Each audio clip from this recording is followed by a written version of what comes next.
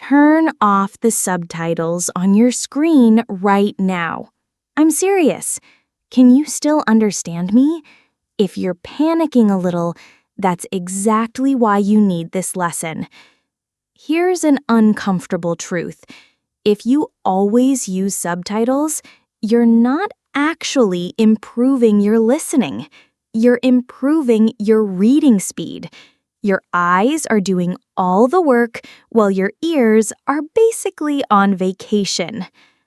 Today, I'm going to show you exactly how to break free from subtitles and finally understand English the way native speakers do, with your ears, not your eyes. Welcome to Artificial Fluency. I'm your teacher, and in the next 20 minutes, you're going to learn a method that has helped thousands of learners go from I understand nothing without subtitles to I can watch movies without any help. Ready? Let's transform your listening. Let me tell you about Maria, one of my students. She studied English for 5 years. She could read novels, write essays, even pass advanced exams. But when she traveled to London, she couldn't understand the announcement at the train station. She couldn't follow conversations at cafes. Why? Because for 5 years, she'd been reading English, not listening to it. Subtitles are like training wheels on a bicycle. They help at first, but if you never take them off, you never really learn to balance. You become dependent. They become what we call a crutch, something you can't walk without. When you use subtitles, here's what happens in your brain. You hear sounds, you immediately look at the words, you read the words, you understand the meaning from reading. But real listening should be you hear sounds, your brain processes those sounds, you understand the meaning directly. See the difference? With subtitles, there's an extra step that actually blocks your listening development. Let me teach you an important phrase. Use it or lose it. This means if you don't practice something, you lose the ability. If you don't use your listening skills, really use them, you lose them. Your brain gets lazy. It thinks, why should I work hard to understand sounds when I can just read? Here's another problem. Subtitles are often wrong, especially auto-generated ones. They miss jokes, they change idioms, they simplify complex ideas. You're not even getting the real English. Now, here's what nobody tells you. Understanding English without subtitles isn't about knowing more words. I've seen students who know 10,000 words but still can't understand a simple YouTube video. Why? Because they learned those words by reading, not by listening. The secret is training your brain to process English sounds automatically. It's like learning to recognize your friend's voice on the phone. You don't think about it, you just know. Let me teach you the concept of high-context English. This is material where you can understand what's happening even if you miss some words. Think about it. When you watch someone cooking, even without sound, you understand they're cooking, right? Add simple English, and suddenly you can follow along, even if you don't catch every word. If this is already helping you understand why subtitles might be holding you back, please hit that like button and subscribe.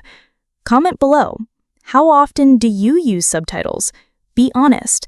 Let's support each other in this journey.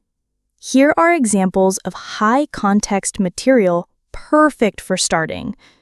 Cooking videos, you see the actions, kids' cartoons, visual story support, sports commentary, you see what's happening.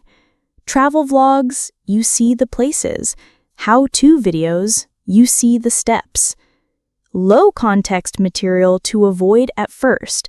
News, abstract concepts, podcasts without video, no visual help. Stand-up comedy, cultural references, fast speech. Movies with complex plots, too much happening. The key is choosing material where the context helps you guess meaning.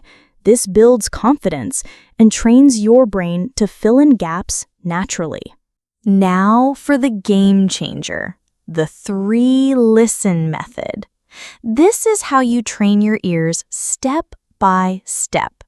You'll listen to the same thing 3 times, but each time with a different goal. First listen, the big picture.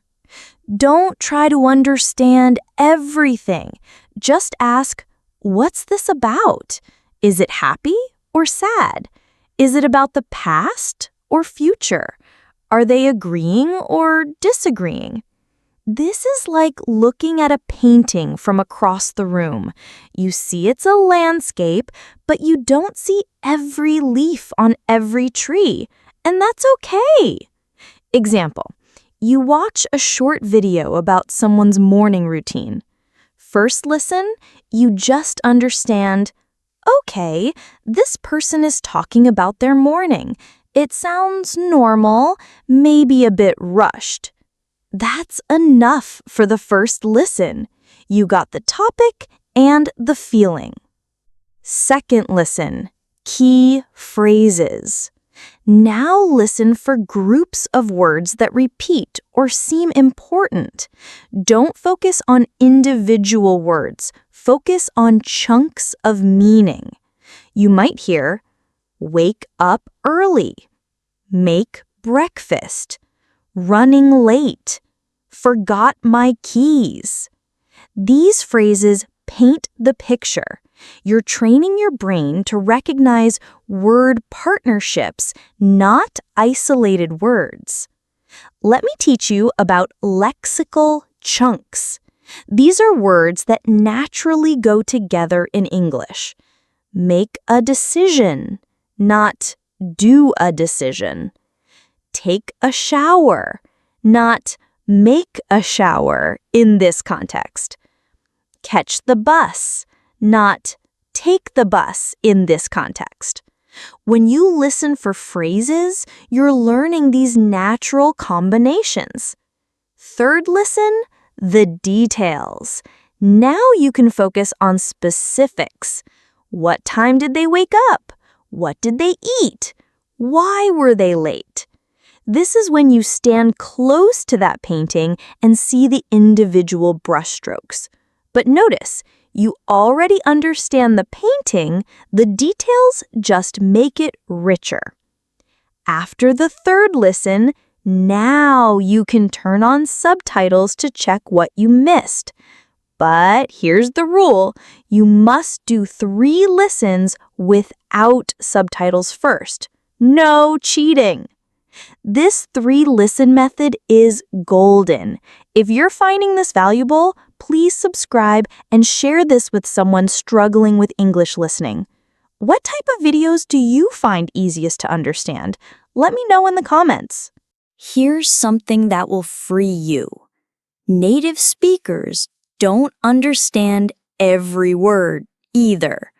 I'm serious. We miss words all the time, especially in movies, songs, or noisy places. But we still understand the message. How? Context. Let me demonstrate. If I say, hey, do you want to mumble coffee later? Even though you missed a word, you probably understood I'm inviting you for coffee, right? Your brain filled in the gap. This is called top-down processing. Your brain uses the situation, the words you did hear, your experience, the speaker's tone. All of this creates understanding even with missing pieces. Here's a practical exercise. The 70% rule. If you understand 70% of what you hear, that's enough to follow the story. You don't need 100%. Actually, aiming for 100% makes you stressed and blocks natural understanding. Think about it like this. 100% understanding equals reading subtitles, not real listening. 70 to 80% understanding is natural listening, what native speakers do. Below 50% means the material is too hard. Choose something easier. Common phrases you should recognize by sound pattern, even if words are unclear. Would you like? Offering. Can I? Asking permission. I think. Opinion coming. Actually. Correction or surprise coming. By the way. Changing topic. These phrase patterns are like musical rhythms. You recognize the rhythm even if you miss a note. The biggest mistake learners make? Jumping into the deep end. They try to watch Friends or CNN News without subtitles and then feel terrible when they understand nothing. That's like trying to read Shakespeare when you're just learning to read. Of course it's hard. Here's your progression path. Level 1. Super simple. Start here. Children's cartoons, Peppa Pig, Bluey, English learning YouTube channels, slow news for learners, picture books read aloud. Level 2. Simple, real English. Cooking videos, daily vlog channels, how-to tutorials, documentary with clear narration. Level 3. Natural but clear. TED Talks, prepared speeches, interview shows, travel videos, educational YouTube channels. Level 4. Real-world English. TV series, movies, natural conversations, stand-up comedy. Don't skip levels. Each level prepares your brain for the next. Here's how to know if material is right for you. You understand the general idea without subtitles. You can follow what's happening. You recognize some phrases. You don't feel completely lost. If you feel totally confused, go down one level. No shame in that. Even I watch kids' shows when learning new languages. Here's your simple daily practice plan. Just 15 minutes a day. Morning. Watch a short video about a familiar topic. Maybe someone's morning routine, a recipe you know, or weather forecast. Use the first listen only. Just get the general idea. Afternoon, take the same video from the morning. Do your second listen. Catch the key phrases. Write down 3 phrases you heard clearly. Evening, same video, third listen. Now catch the details. After this, check subtitles to see what you missed. Celebrate what you got right. Don't worry about what you missed. That's it. Same video 3 times. Spread throughout the day. Your brain processes information between sessions, so spacing it out actually helps. Weekly challenge. Every Sunday, watch something new for 10 minutes without any subtitles at all. Don't analyze, don't repeat, just enjoy. Notice how much more you understand each week. Here's a tracking tip. Keep a listening journal. Write date, what you watched, understanding level, rate 1 to 10, one new phrase you learned. After 1 month, look back. You'll be amazed at your progress. Let me leave you with this. Every native English speaker went through a phase where they didn't understand everything. Babies don't use subtitles. Children don't read words when learning to talk. They listen, they guess, they make mistakes, and eventually they understand. You're not behind. You're not slow. You're exactly where you need to be. The only difference between you and someone who understands without subtitles is practice, the right kind of practice. Remember our key points. Subtitles train your eyes, not your ears. Choose high-context material you can partially understand. Use the 3-listen method: big picture, phrases, details. You only need 70% comprehension, not 100%. Practice daily, even just 15 minutes. Your homework starting right now. After this video ends, watch any 3-minute English video without subtitles. Just once.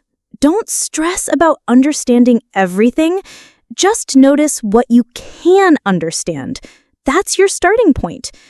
Tomorrow, try the 3-listen method with that same video. In 1 week, you'll notice improvement. In 1 month, you'll feel the difference.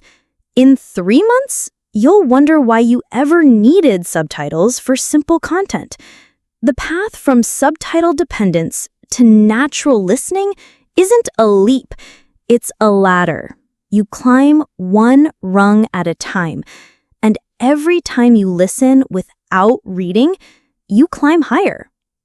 Thank you for spending these 20 minutes with me. Your ears are already stronger just from listening to this lesson without subtitles. I hope you didn't use them. If this helped you, please share it with someone else trapped in subtitle dependency. Subscribe for more lessons that build real English skills, not just knowledge. Remember, your ears are capable of amazing things. You just need to trust them, train them, and give them time. This is Artificial Fluency, reminding you that real listening happens when you close your eyes, not when you open them to read. Now, go watch something in English without subtitles. You've got this. What if I told you that 6 months from today, you could be having comfortable conversations in English? Not perfect English, but real, flowing, natural English. Would you believe me? Most people think it takes years to become fluent. They're wrong. But here's the catch. It's not about studying harder. It's about living differently. For the next 6 months, English won't be something you study. It will be something you live. Welcome to Artificial Fluency. I'm your teacher, and today I'm giving you the exact daily routine that has helped thousands of learners transform their English in just 6 months. No magic, no expensive courses. Just a simple system you start today. Ready to change your life? First, let's be honest about what fluent in 6 months really means. I'm not promising you'll sound like a native speaker. I'm not saying you'll know every word in the dictionary. Here's what I am promising. In 6 months, you can go from translating everything in your head to thinking directly in English.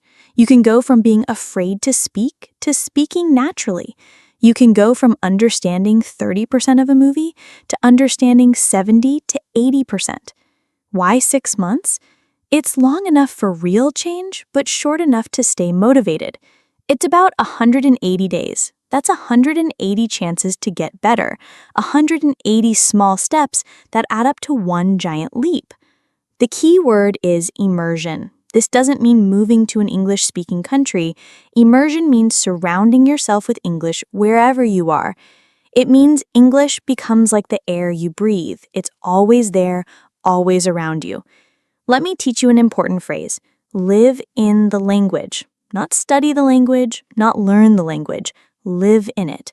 When you live in English, it stops being a subject and becomes a tool. It stops being foreign and becomes familiar. Common mistake. People think they need perfect conditions to start. I'll start when I have more time. I'll start when I find a conversation partner. I'll start when I'm ready. No, you start now with what you have, where you are. Your transformation begins the moment you open your eyes. Before you check your phone in your native language, before you think about your day in your native language, you need English in your ears. Here's your morning routine. Option 1, the podcast wake up. Set your alarm to play an English podcast instead of a beeping sound. Your brain is most receptive when you first wake up. Even if you're half asleep, English is entering your mind. Option 2, the video breakfast. While making breakfast, play a YouTube video in English. Not news, too stressful. Try morning routine videos, cooking channels, or motivational speeches. The topic doesn't matter as much as the exposure. Option 3, the music method. Play English songs while getting ready. But here's the twist. Sing along. Even if you mumble, even if you get words wrong, your mouth needs to practice English movements. Let me teach you morning phrases to practice. Good morning to me. What's my plan for today? I'm going to have a great day. First, I need to... Let's get started. Say these out loud while looking in the mirror. Yes, you'll feel silly at first. Do it anyway. Is this making sense? If you're ready to transform your English, hit that like button and subscribe right now. Comment below, what time do you usually wake up? Let's support each other in starting our days with English. Important tip, don't try to understand everything you hear in the morning. The goal is exposure, not comprehension. Your brain is like a sponge. It absorbs even when you don't realize it. Now for the part that changes everything. Speaking every single day. But I have no one to talk to. I hear this constantly. You know who's always available? You. Talking to yourself in English isn't crazy. It's clever. Here's how. Technique 1. Narrate your life.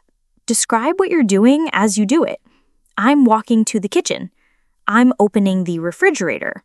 I'm choosing what to eat. I'm feeling hungry.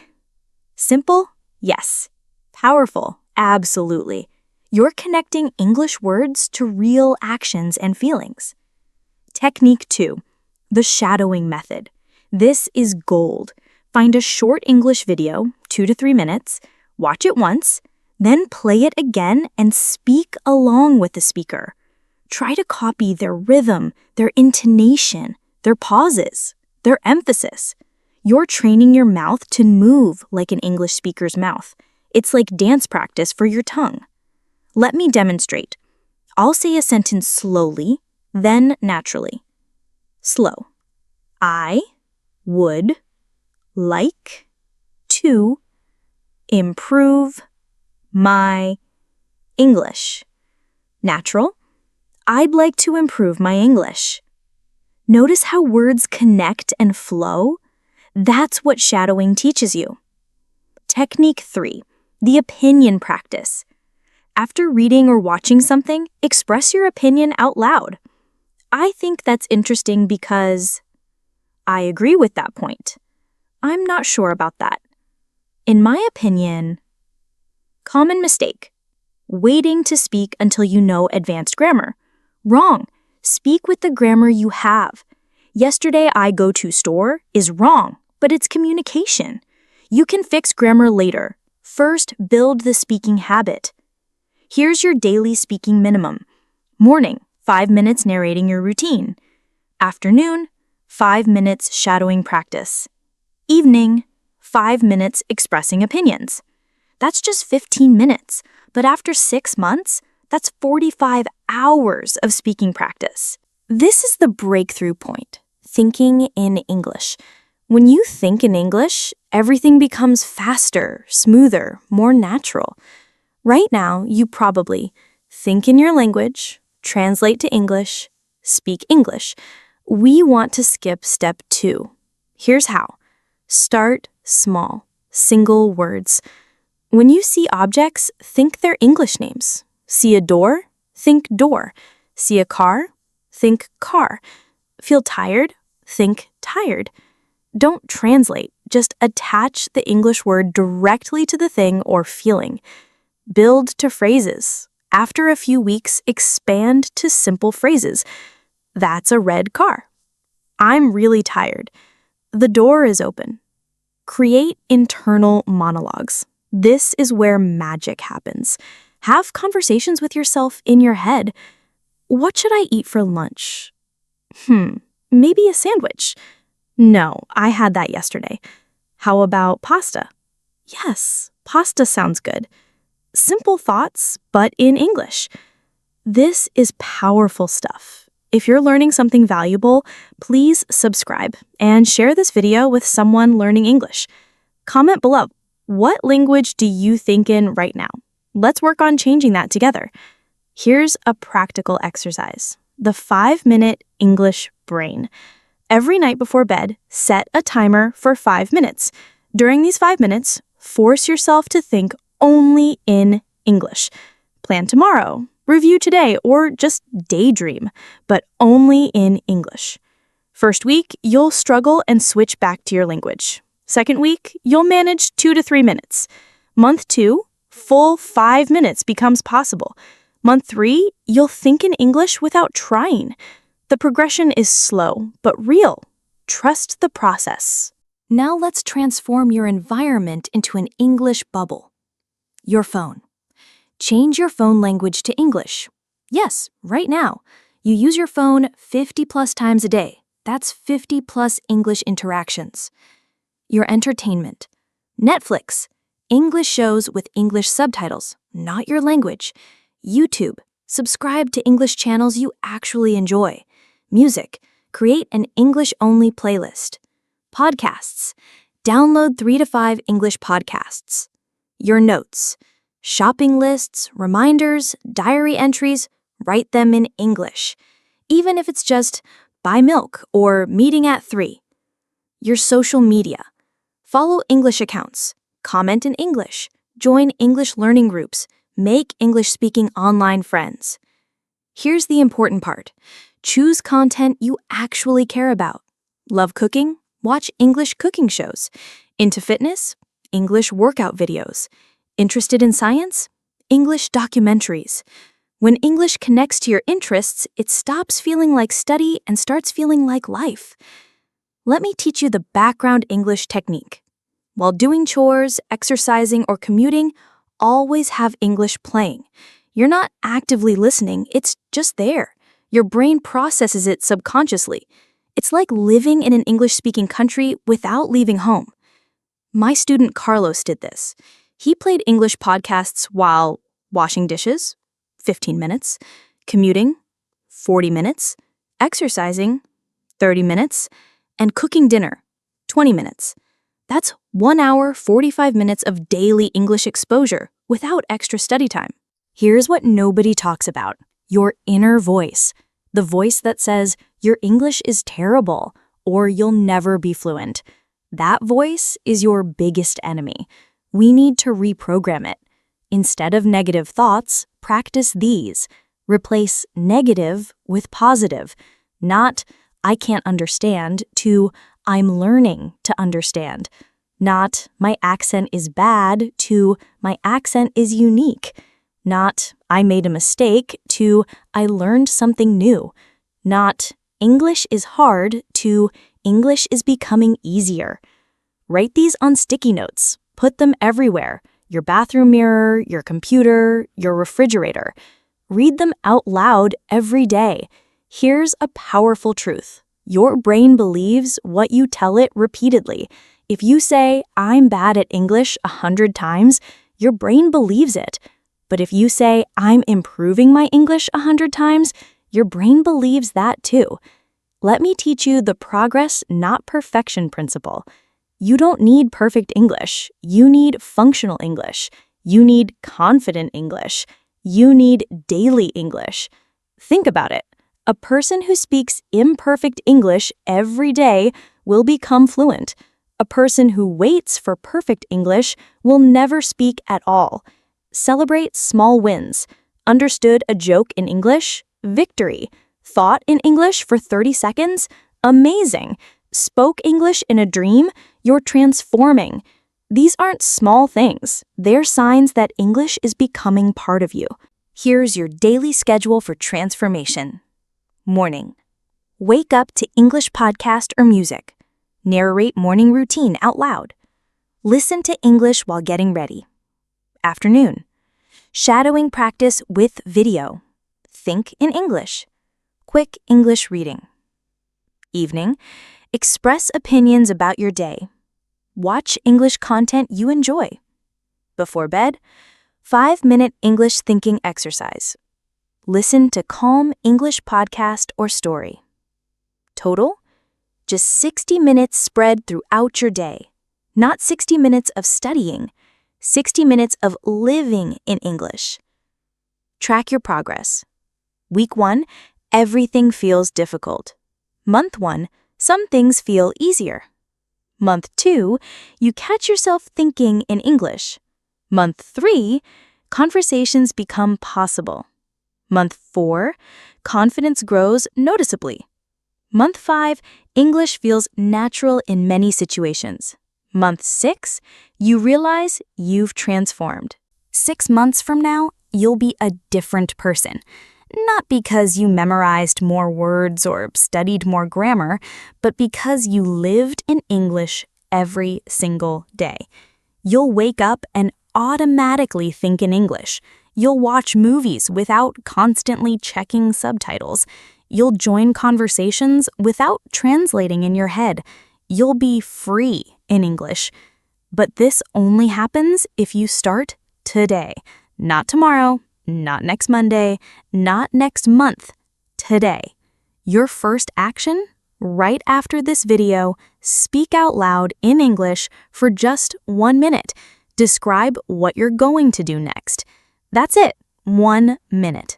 That's how transformation begins. Remember, immersion isn't about perfection. It's about presence. English needs to be present in your life every single day. Like breathing, like eating, like sleeping, it becomes part of your rhythm. You have 180 days ahead of you, 180 opportunities to grow, 180 chances to become who you want to be. The question isn't, can I become fluent in 6 months? The question is, will I commit to living in English for 6 months? If your answer is yes, then welcome to your transformation. Your new life in English starts right now. Thank you for these 20 minutes, but don't stop here. Keep English going. Describe what you learned. Express your thoughts. Start living in English immediately. This is Artificial Fluency reminding you that fluency isn't a destination you reach, it's a life you live. Your 6 months start now. Let's do this together. Let me ask you something. This morning, when your alarm went off, did you hit the snooze button? Be honest. And when you promised yourself you'd study English for 30 minutes yesterday, did you actually do it? Or did you end up scrolling through your phone instead? Don't worry, I'm not here to judge you. I'm here to teach you something powerful. Discipline doesn't mean being super strict with yourself, like a military sergeant shouting, "Drop and give me 20 push-ups."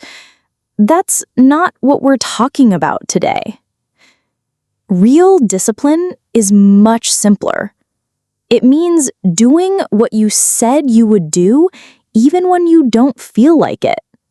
Let me give you examples. You said you'd study English today. You're tired, but you do it anyway. That's discipline. You promised yourself to drink more water. You remember and drink a glass. That's discipline. You decided to make your bed every morning. Today, you do it. That's discipline. See? Nothing extreme, just keeping promises to yourself. Here's an important phrase. Discipline is a muscle. Just like your arm muscles get stronger when you exercise, Your discipline gets stronger when you practice it. Start small, build slowly. Let me teach you how we talk about discipline and English. Common phrases. I need more discipline. I need to control myself better. She's very disciplined. She has good self-control. It takes discipline to, you need self-control to, I'm working on my discipline. I'm trying to improve my self-control. Grammar note, discipline can be a noun, I have discipline, or a verb, I discipline myself. But be careful. To discipline someone often means to punish them. We're talking about self-discipline, controlling yourself. Here's where most people fail. They try to change everything at once. Starting tomorrow, I'll wake up at 5 a.m., exercise for an hour, eat perfectly, and study English for 2 hours. What happens? They last maybe 2 days, then give up completely. Sound familiar? Let me teach you a better way, the 1% rule. Just get 1% better each day. That's it. What does 1% look like? Instead of 0 minutes of English, do 5 minutes. Instead of 0 glasses of water, drink 1 glass. Instead of 0 push-ups, do 1 push-up. Instead of going to bed at midnight, go at 11:55. These seem tiny, right? But here's the magic. 1% better every day means you're 37 times better after 1 year. That's mathematics, not motivation.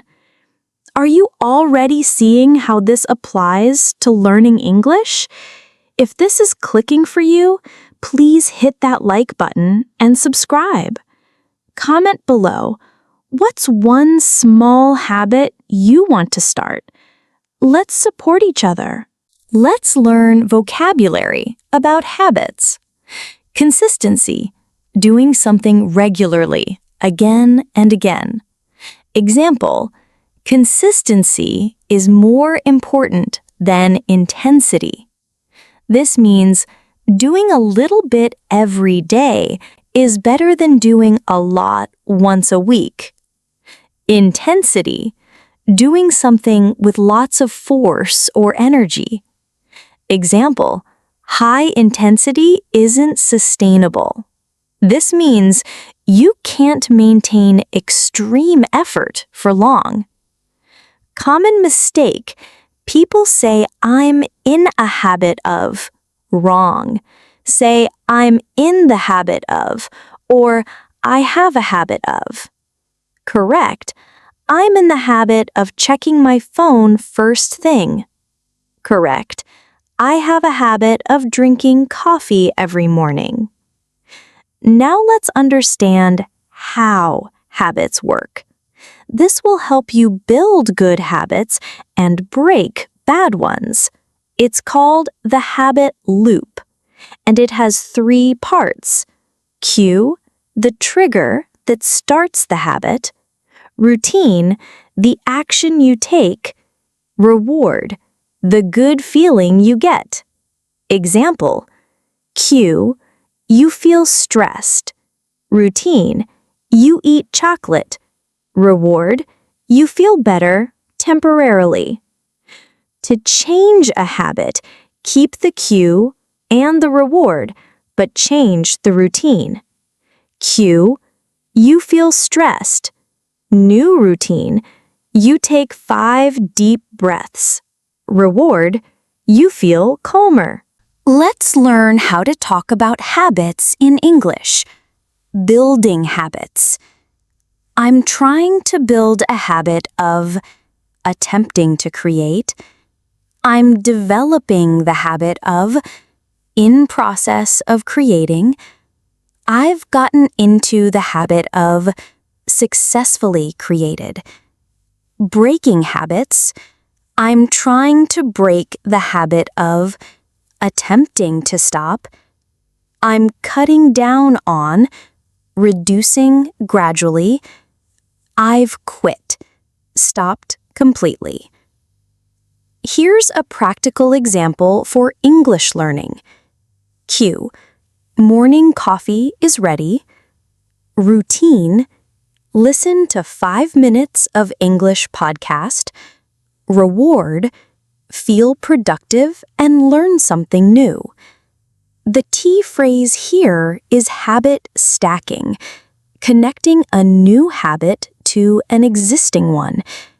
You already make coffee every morning, so stack English practice on top of it. Grammar tip. When talking about habits, we use present simple. I always make my bed, not I am always making. She exercises every morning, not she is exercising every morning. Let me teach you 2 important words that will change how you think.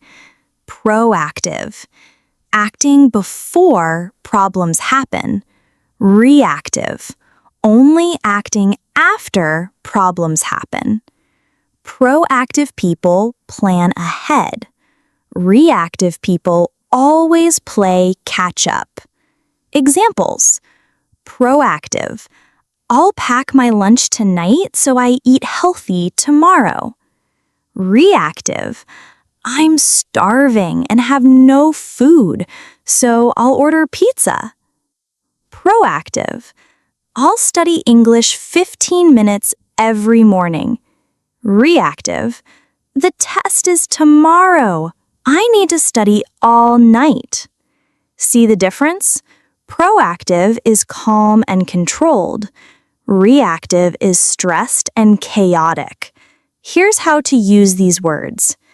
I need to be more proactive about means plan better for. I'm always reactive instead of proactive means always responding to emergencies.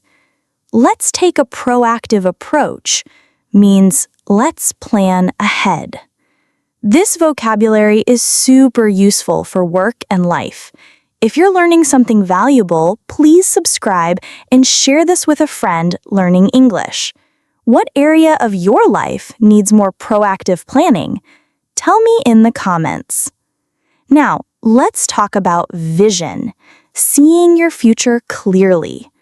Vision means a clear picture of what you want. Example, my vision is to speak English fluently in meetings. When you have clear vision, discipline becomes easier. Why? Because every small action has meaning. Without vision, I have to study English again. With vision, this 15 minutes gets me closer to my dream job. Useful phrases about vision. I can see myself means I can imagine myself. My goal is to means I want to achieve. I'm working towards means I'm trying to reach. The big picture is means the overall goal is. Here's something nobody talks about. Self-control is like a battery. It starts full in the morning and drains throughout the day. That's why you eat healthy breakfast but order pizza for dinner. That's why you study English in the morning but watch TV at night. Your self-control battery is empty. Let's learn vocabulary about self-control. Temptation, something you want but shouldn't have. Example, the chocolate cake is such a temptation. Willpower, the strength to control yourself. Example, I don't have the willpower to refuse cookies. Self-control, the ability to control your actions. Example, it takes self-control to save money. Resilience, the ability to recover from difficulties. Example, learning a language requires resilience. Here's a practical tip. Remove temptations instead of resisting them. Don't buy junk food. Can't eat what you don't have. Put your phone in another room. Can't scroll if it's not there. Block distracting websites. Can't visit if they're blocked. This is called environmental design, setting up your space for success. Common English expressions about self-control. I gave in to temptation. I couldn't resist. I'm trying to resist, attempting not to do it. I have no self-control around chocolate. I can't stop myself. My willpower is weak today. I can't control myself well. Important phrase, choose your hard. Exercising is hard. Being unhealthy is hard. Choose your hard. Studying English is hard. Not speaking English is hard. Choose your hard. Discipline isn't about doing everything. It's about doing the right things. This means learning to say no. Let me teach you a phrase. Spread yourself too thin. This means trying to do too many things at once and doing none of them well. Example, I'm learning English, Spanish, and French while working 2 jobs and taking cooking classes. I'm spreading myself too thin. Better approach? Focus on 1 or 2 important things.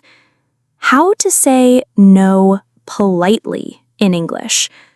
I appreciate the offer, but I can't commit right now. That sounds interesting, but I need to focus on other priorities. I wish I could, but I'm at capacity. Let me check my schedule and get back to you. This gives you time to think. Key vocabulary. Priority. Something that's most important. Learning English is my top priority. Focus. Giving all attention to one thing. I need to focus on my studies. Distraction. Something that takes your attention away. Social media is my biggest distraction. Here's a powerful framework. Every yes to one thing is a no to something else. Yes to scrolling social media, no to reading in English. Yes to staying up late, no to waking up fresh. Yes to that extra meeting, no to focused work time. Grammar note, focus pronunciation. It's focus, noun, and focus, verb, though many people use the same pronunciation for both. Here's the beautiful truth about discipline. It's not punishment, it's love. Every small, disciplined action today is a gift to tomorrow's you. When you study English for 15 minutes today, tomorrow's you is slightly better at English. When you go to bed on time tonight, tomorrow's you wakes up refreshed. When you exercise today, next month's you is healthier. This is self-love in action. You're taking care of your future self. Let me teach you about humility versus ego. Humility, accepting you can always learn and improve. Example, I have the humility to ask for help when I'm stuck. Ego, excessive pride that stops you from learning. Example, my ego stopped me from admitting I was wrong. Humble people grow faster because they're always learning. They ask questions, admit mistakes, and keep improving. Key phrases about personal growth. I'm a work in progress. I'm still improving. Every day is a chance to improve. Daily opportunity. Progress, not perfection. Improvement matters more than being perfect. I'm better than I was yesterday. Personal progress. Remember, discipline isn't about never failing. It's about always returning. You'll miss a day of English study. You'll eat that cake you said you wouldn't. You'll hit snooze when you promise to wake up early. That's okay. The disciplined person isn't the one who never falls. It's the one who always gets back up. Your English journey is the perfect place to practice discipline. Small, daily actions, even 5 minutes counts. Clear vision, why you're learning. Environmental design, English music, podcasts, books around you. Self-compassion when you miss a day. Always returning to practice. Final thought, you already have discipline. You brushed your teeth today, right? You're watching this video to learn. That's discipline. Now we just need to expand it to other areas. Your homework is choose one small habit to start tomorrow. Just one. Maybe it's listen to English for 5 minutes with morning coffee. Write one English sentence before bed. Learn one new word at lunch. That's it. One small promise to yourself. Keep it for 1 week, then build from there. Thank you for spending these 20 minutes with me. You've already shown discipline by listening to this entire lesson. That's proof you can do this. If this helped you, please share it with someone else learning English or trying to build better habits. Subscribe for more lessons that teach English while improving your life. Remember, discipline is a muscle. Every small action makes it stronger, and strong discipline creates a strong life. This is Artificial Fluency reminding you that learning English isn't just about language. It's about becoming the person you want to be.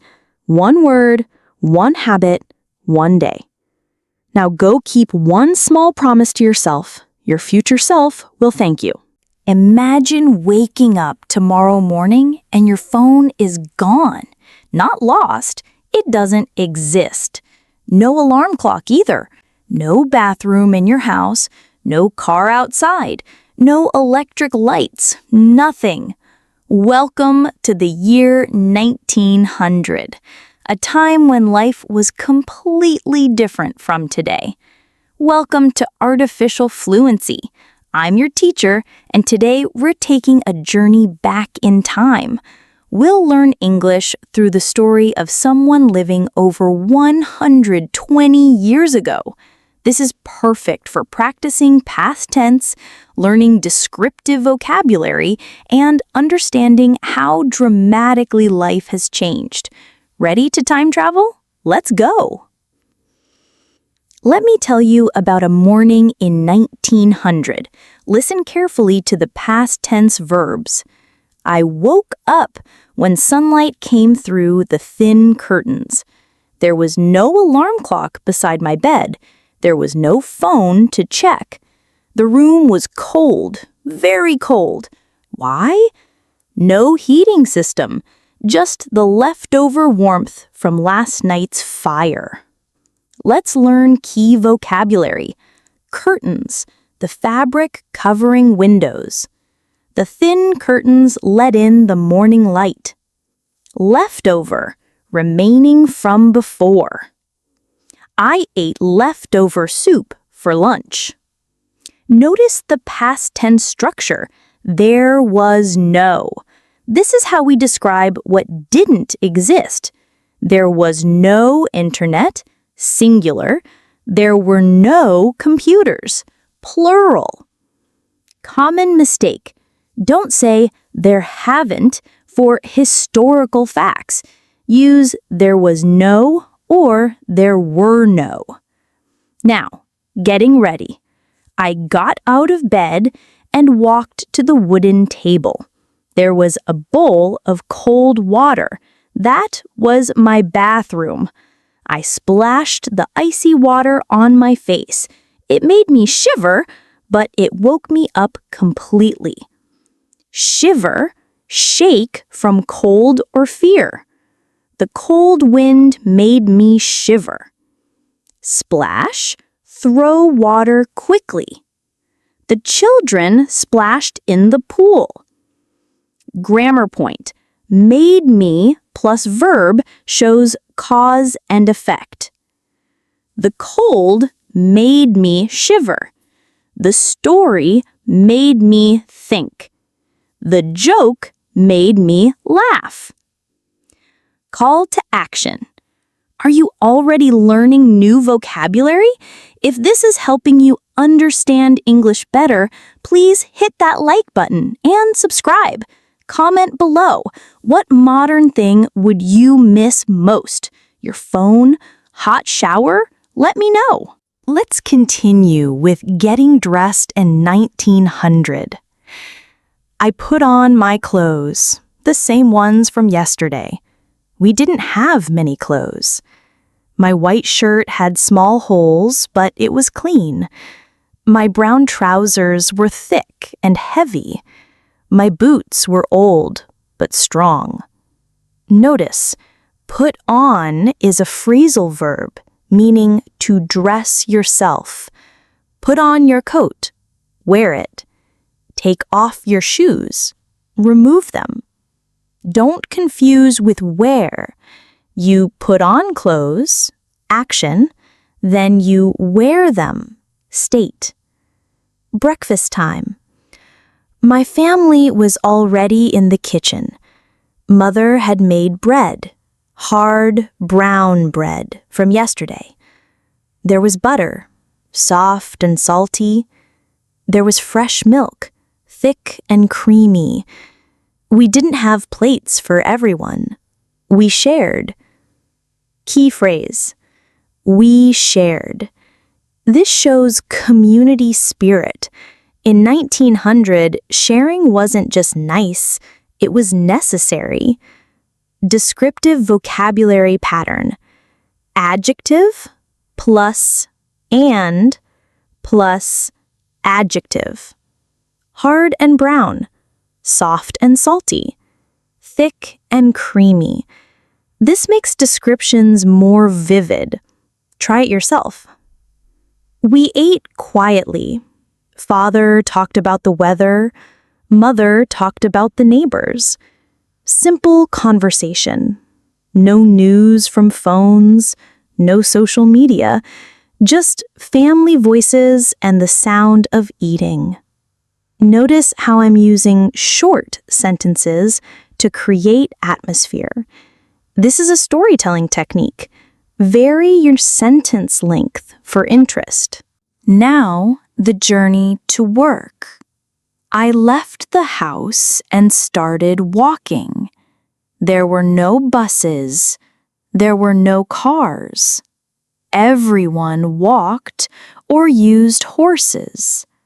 The street was dirt, not concrete. When it rained, it became mud. Dirt, earth, soil. The children played in the dirt. Mud, wet dirt. My shoes were covered in mud. Let's practice past continuous. Was, were, plus verb, ing. This describes ongoing actions in the past. People were walking to work. Horses were pulling carts. Children were playing in the street. As I walked, I saw the community waking up. A woman was sweeping her doorstep. A boy was carrying water from the well. Old men were sitting and talking. This was social media in 1900. Real faces, real conversations. Well, a deep hole for water. They got water from the well. Doorstep. Entrance to a house. The package was left on the doorstep. Common mistake. Don't say, I was seeing. Use simple past, I saw, for perception verbs. See, hear, smell, taste, feel. The journey took 30 minutes. My feet hurt in the old boots, but this was normal. Everyone's feet hurt. Everyone was tired. But everyone kept walking because there was no choice. The workday in 1900. The factory was loud and dirty. Machines made terrible noise. The air was thick with dust. We worked with our hands, lifting, carrying, building. No computers, no sitting at desks, just physical work, hour after hour. Vocabulary for work conditions. Loud, very noisy. Thick, dense, hard to see through. Dust, tiny particles in the air.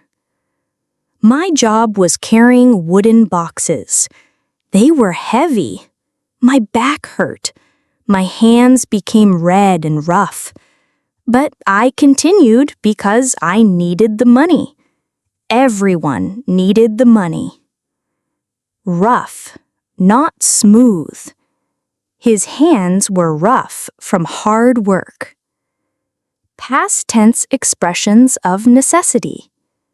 I had to work. Obligation. I needed to earn money. Necessity. I was supposed to arrive early. Expectation. Still with me? You're doing great. If you're enjoying this journey to the past, please subscribe and share this with someone learning English. How many hours do you work per day? In 1900, it was often 10 to 12 hours. Lunch break. At noon, we had 15 minutes to eat. I had bread and cheese in my pocket. No refrigerator meant no fresh food at work. We drank water from a shared metal cup. Everyone used the same cup. Today, this seems unhealthy.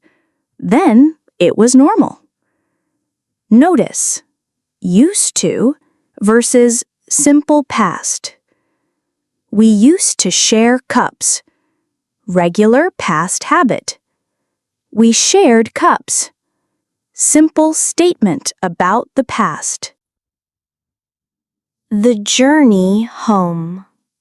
At 6 p.m., work ended.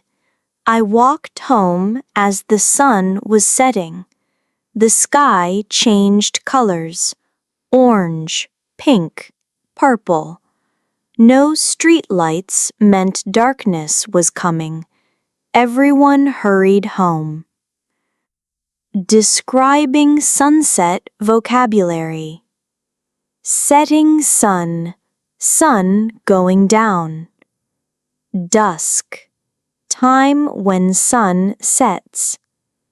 Twilight, light after sunset. The streets were different in evening. Women were washing clothes in buckets outside. Children were playing with a ball made of cloth. Men were smoking pipes and talking. This was entertainment, watching life happen.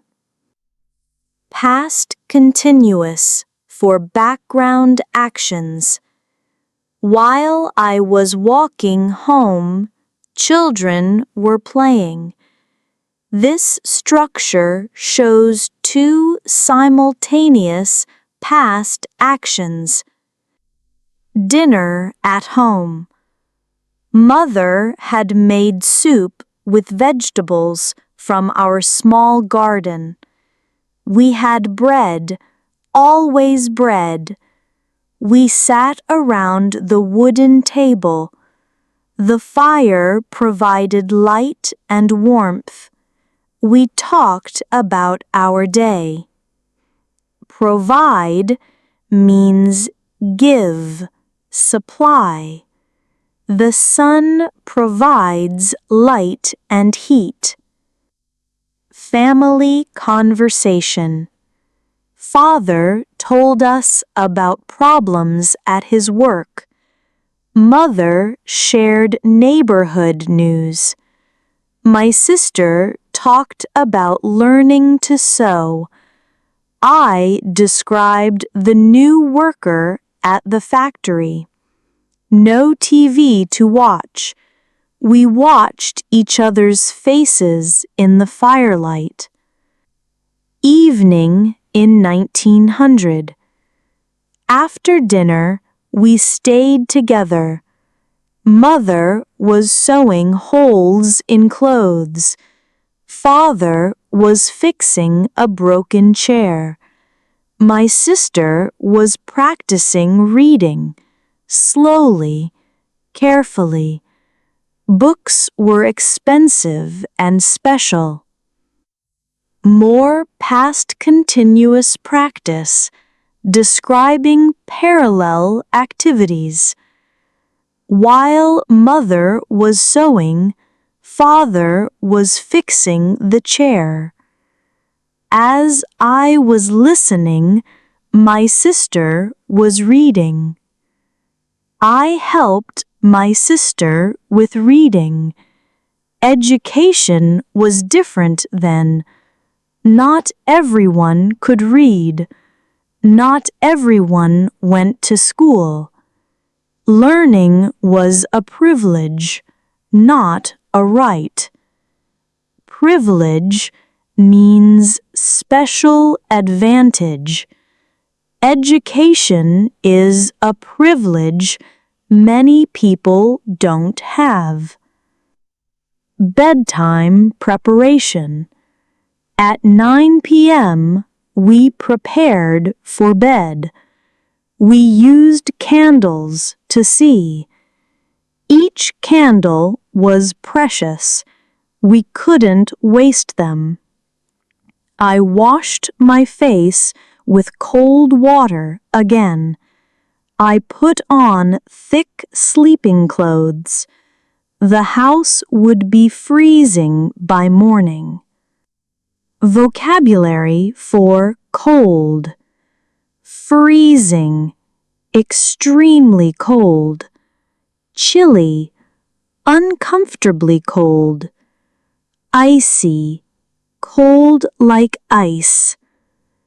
My bed was small and hard. The mattress was filled with straw. The blanket was heavy wool. I could hear the wind outside. No traffic sounds, no sirens, just wind and sometimes an owl. Straw means dried grain stems. The farmer collected straw from the field. Owl means night bird. The owl hooted in the darkness.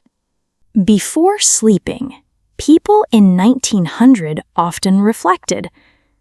I thought about my day, wake up with the sun, work with my hands, eat simple food, talk with family, sleep when darkness came. Every day was similar. Was it boring? Maybe. Was it hard? Yes. Was it real? Absolutely. Let's compare then and now. Then, we had time, but no technology. Now, we have technology, but no time. Then, we had community, but no privacy. Now, we have privacy, but less community. Then, we had simple problems and simple solutions. Now, we have complex problems needing complex solutions. Which is better? That's not the point. The point is understanding how much has changed and what we've gained and lost. Key phrase: trade-off. Giving up one thing for another. Modern life is a trade-off between convenience and simplicity. So, what can we learn from 1900? First, gratitude. Every modern convenience, your phone, your shower, your car, is a miracle to someone from 1900. Don't take them for granted. Second, connection. Without devices, people in 1900 had to look at each other, talk to each other, depend on each other. Maybe we can learn from that. Third, simplicity. Their lives were hard but uncomplicated. Work, eat, sleep, repeat. Sometimes our complex lives make us forget these basics. Your homework. Tonight, try living like 1900 for just 1 hour. No phone, no TV, no electric lights. Just sit with family or friends and talk. Or sit alone and think. Experience that silence, that simplicity. Then tomorrow, when your alarm rings or your phone buzzes, remember, you're living in someone's future paradise. Someone from 1900 would be amazed by your ordinary morning. Thank you for taking this journey with me. We've practiced past tense, learned historical vocabulary, and hopefully gained some perspective on our modern lives. If this lesson helped you, please share it with someone learning English or someone interested in history. Subscribe for more unique English lessons that teach more than just language. Remember, your English improves when you engage with interesting content. History, stories, ideas, they all make language come alive. This is Artificial Fluency, reminding you that learning English is also learning about the world, past, present, and future. What would you miss most about modern life? Comment below in English. It's great practice. Until next time, appreciate your hot shower, your morning coffee, and yes, even your alarm clock. Someone from 1900 would call them miracles.